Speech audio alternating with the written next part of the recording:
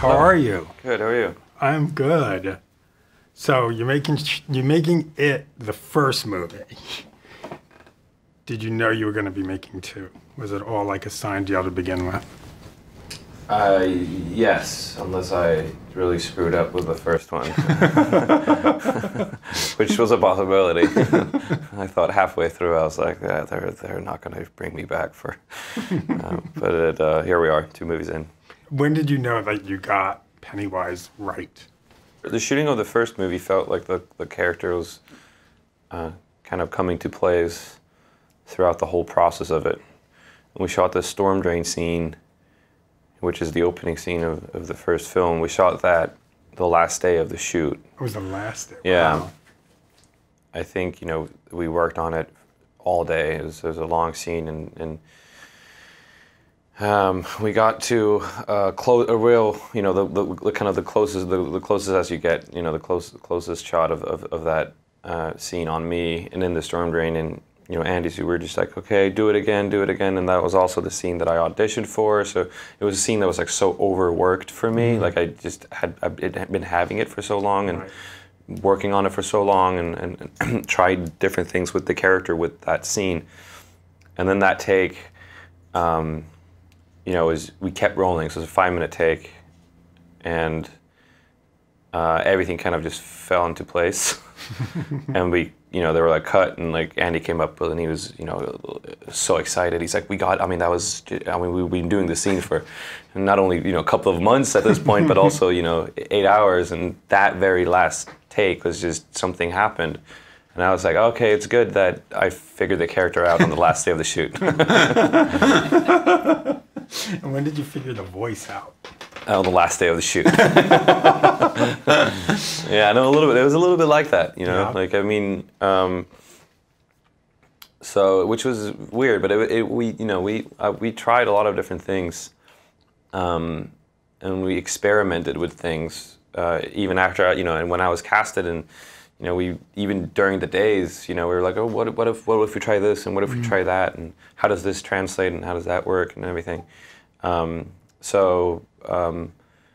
and then it was a strange feeling, and it's not, I feel it on a lot of movies that I do. It's like that kind of feeling that you feel that you figured the character out on the very last day of the shoot, and it's not uncommon, because it is a work in progress. Like, you prepare for it and you come up with all these ideas for it, and then you have to kind of live through it and perform all the scenes in the movie to go like, oh, that's what the character's about. Sometimes you get it when you watch the movie. It's to be funnier. But yeah, I have a bunch of different recordings of early renditions of. You have them? Yeah. Oh, wow. of Pennywise and his voice. There was always something there that kind of ended up being the real voice. But I tried like really low pitch, really high pitch, and then this kind of crackling, maniacal thing. Would you wake up in the middle of the night, like with a recorder next to your bed, going, "Wait, I think I know the voice." Yeah. And start recording. Yeah. Yeah. What was it like looking up into the mirror for the first time and seeing yourself? In the makeup? Yeah, and seeing yourself as Pennywise. Well, it was great because this character is so weird to prepare for, obviously. But one part that was completely new to me was that the makeup and the costume is such a big part of who the character is and how he acts and moves and talks and all of that, So I had prepared for weeks without knowing what really what the makeup would look like on my face. Just the voice. The voice, yeah, no, the voice and the laugh, but like literally filming myself and looking myself in the mirror, with doing the face, but and everything, but not having it on. So the first time we got it on was for a test shoot, yeah, and the whole process, I think it took probably like 4 hours to apply at that time, because we got it down to 2.5 the first time. Took really long, but in every stage of the way, it was just me sitting, because you sit in front of the mirror, the vanity mirror, watching yourself, and every step of the way, I was like, okay, how does this work? With the with how does it translate, and what does it look like, and I was fascinated. It was like, how does my face translate onto the makeup? So I would do the same thing then. I was just like, I would just film kind of myself doing the scenes and doing things and you kind of trying different things, and then look at it later, being like, oh, okay, well that's kind of cool and that's kind of cool, and because it's almost like you're doing two faces, because you have your face, then you have the clown face. Yeah. You know what it's like you're working the. I don't know how to explain it because I'm not an actor, but yeah, like you have this clown face, but you're this kind of human thing. Yeah. Yeah. I mean, and you get to see it in the second film without the makeup on, and like it's almost even more unsettling when it's a human looking like that. Like, oh, that's what he looks like. Yeah, it's like, oh. So, where has Pennywise been for over 2 decades? He's just hibernating and waiting to get his powers back. There's a the second film is very strange and abstract in a lot of ways, and rightfully it's doing justice to the book, which is even weirder and even stranger, like conceptually weird. I mean, a multiverse, and there's a turtle, and there's like a lot of very strange things going on. But there's a section in the book, and obviously we've all the actors in it, and me personally have used this book as kind of a Bible and tried to like decipher what the meaning of this book is and what Stephen King meant, and I'm not sure he knows what he meant anymore with it, but it's there, and it's amazing, and but it's very out there, but there is a section where there's a short little chapter in the very long book where Pennywise is it's talked through Pennywise's point of view, and you get this like or its point of view, and it's this like very kind of basic, childlike, simple creature, like Arrested Development. Yeah, well, he's just he's just. And he goes, these stupid kids, and they don't leave me alone, and and the turtle is dumb, and it's like it seems like a child wrote it, right? And and all he wants to do is sleep and eat and sleep and eat and sleep and eat. That's all he wants to do. So the 27 was a very long answer to your short question, but like those 27 years when he's been dormant, he's just resting. It's what he loves best, actually. Right. Comes back, he's hungry, he needs to eat, he scares some kids, eats them, and then he goes back to hibernation. And that's what he wants to do, and that's what he has been doing for millions of years. How did Pennywise for you change from the first movie to the second movie? Well, I mean, I wanted to have something like that. The first one was Pennywise in his kind of element, like it was more routine for him. Like he comes back and he does these things, and then obviously the kids, for the first time he meets kind of adversaries that put him to the test and almost defeat him in the first movie, and that's never happened to him. So like the last line of Pennywise's last line in the first film is fear. And the way I wanted it to be is that for the first time, this creature has experienced fear himself for the first time. So that's sort of his journey in the first movie, that this thing that feeds off of fear and scares others, and that's kind of where he exists in your own personal fears. For the first time, he's been afflicted by the same emotion, and something changed in that.